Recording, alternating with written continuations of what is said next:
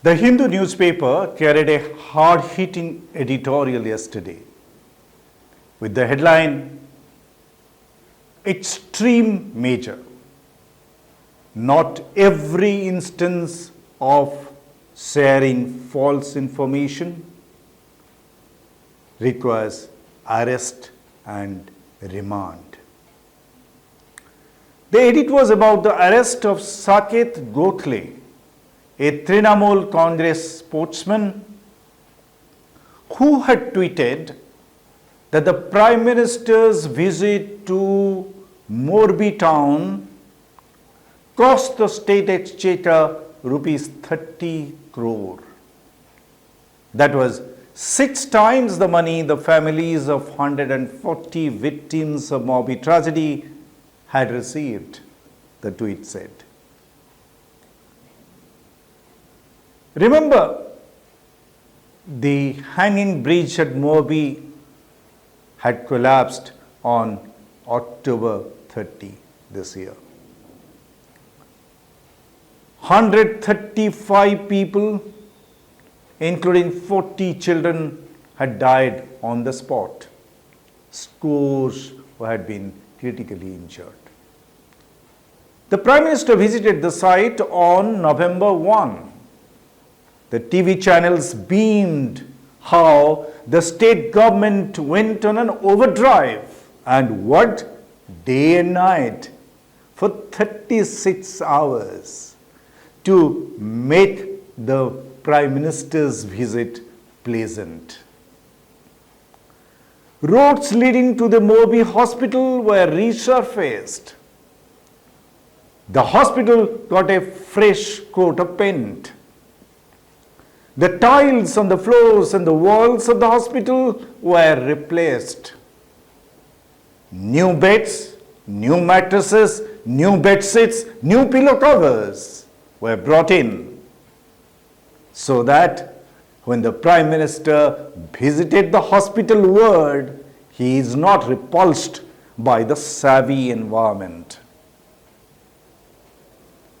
You would also remember the TV cameras showing how a new water cooler had also been installed, but the management had forgotten to give the water connection to the cooler.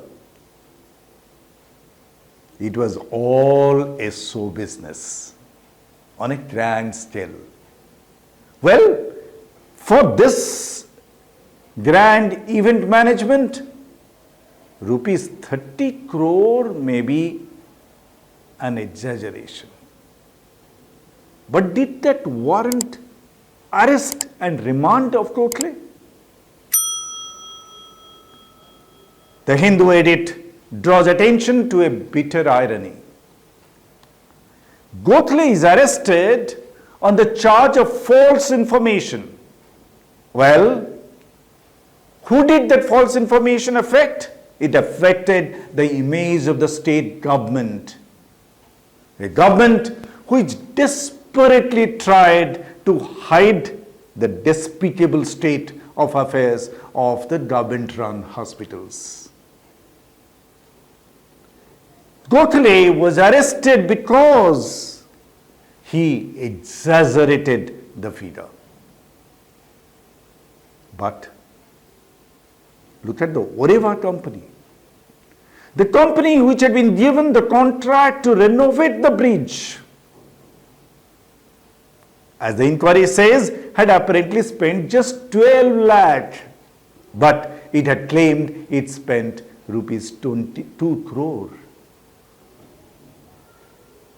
The company also gave false information. And who did that false information affect? It cost 140 lives. But see the irony. All the big guns of Oreva are walking free, walking tall. Can you see the rogue politicians at work? You arrest someone on the charge of false information because he is a political opponent. Mind you, his crime was he dented the reputation of the state government.